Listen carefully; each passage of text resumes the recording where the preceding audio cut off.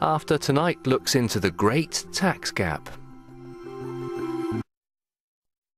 They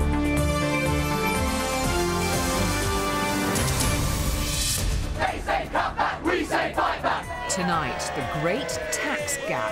Pay your taxes! I'm going to show you some ways to avoid tax, but I'm afraid only for rich people, not for you and me.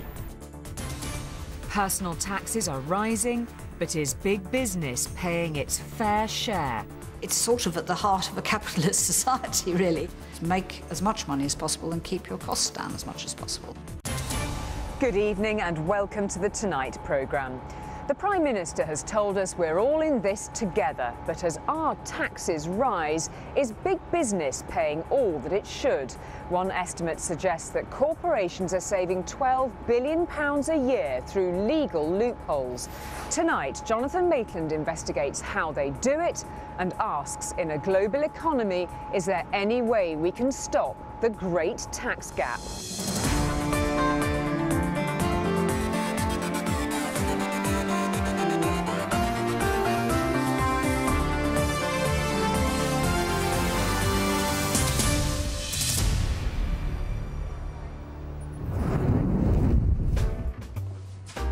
It's tough out there.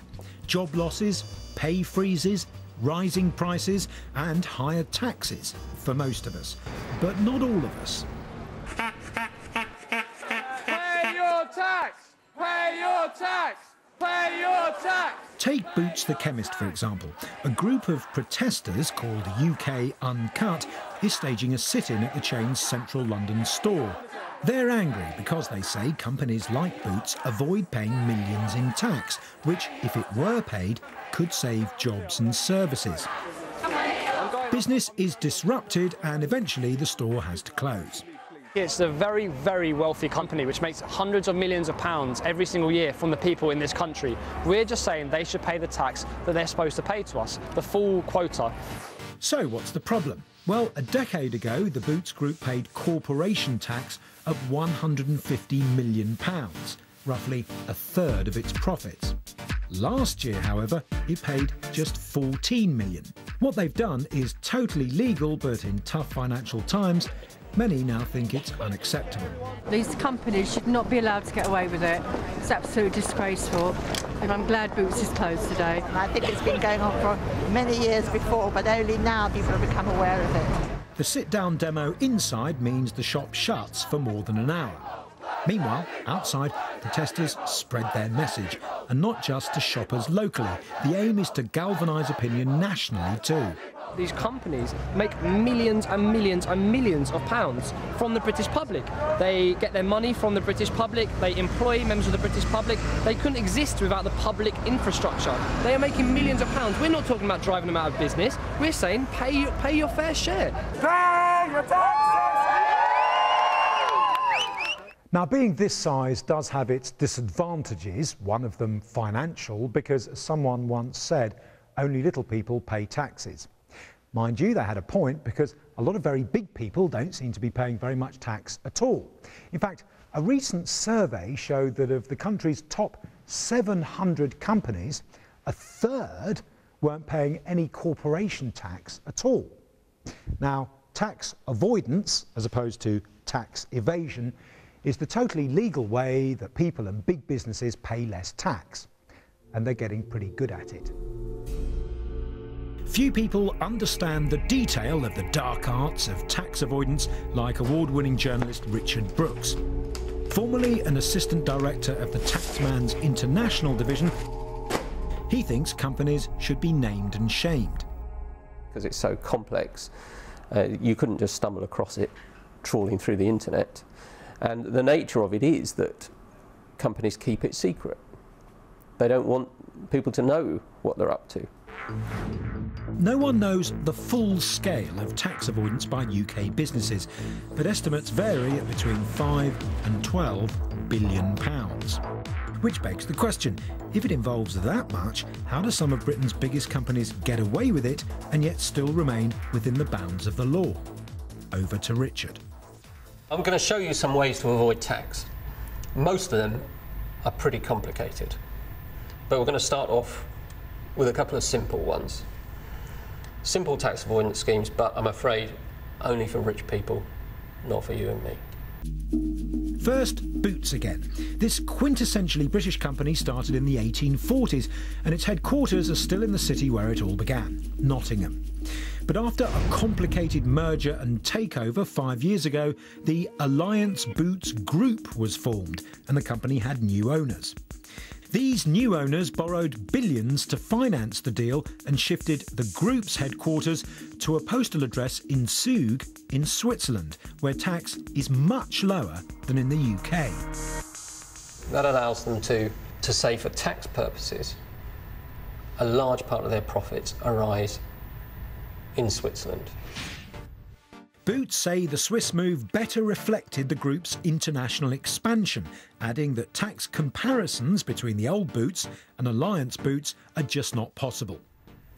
It also enables them to borrow lots of money in the UK and generate interest payments that give them big tax deductions.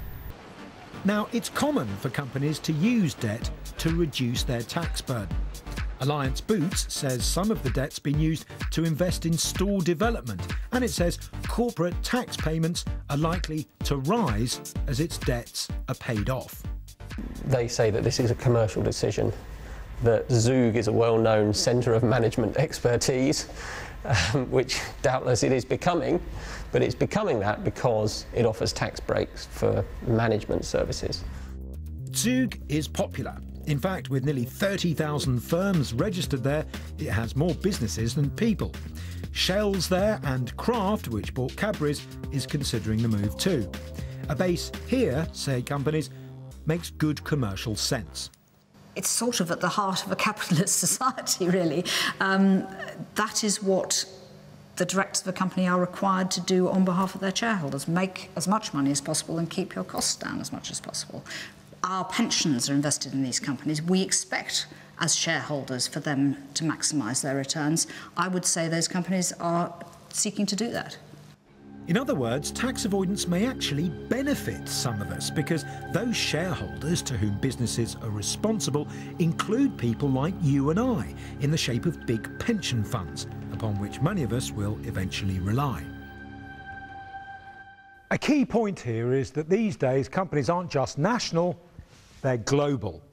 And that helps when avoiding tax, because one method involves transferring lots of your profits abroad to low-tax countries, or tax havens as they're called, thus leaving little or no profits which can be taxed here in the UK.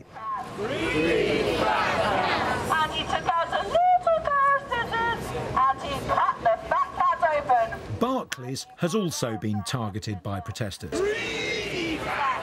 2 weeks ago, newspapers reported just 1% of the group's global profits were paid as UK corporation tax. And they all lived happily ever after. And in January, it was revealed the bank had 300 subsidiary firms in tax havens. Richard showed me a Barclays tax avoidance scheme of a few years ago, which they used on profits made from their hugely successful selling of things called payment protection plans to members of the public. It generates billions of pounds in profits for the big banks. Big profits, of course, mean big tax avoidance opportunities, and that's what Barclays took. The customers for Barclays payment protection plans were in the UK, but their money was going to two Barclays companies in Ireland, one of which was based in this building. So that was being taxed at the Irish corporate tax rate of just 10%. The UK's was 30% at that time. I estimate the scheme was designed to save them £600 million in tax.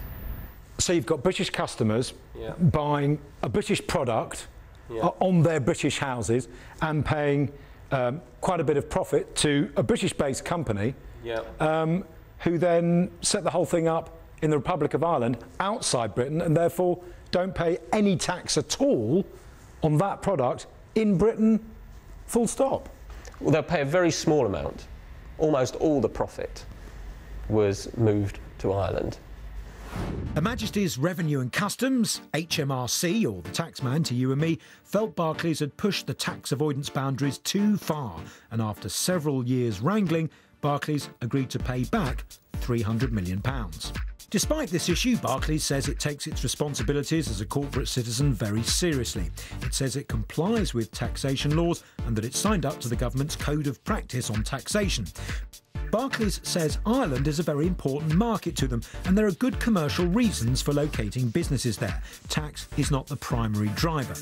Referring to the 1% figure quoted in the papers, Barclays say profits were boosted by the sale of Barclays Global Investors, a sale which is free from UK tax, and that it should be measured by the tax paid globally, £6 billion, rather than one tax in one country.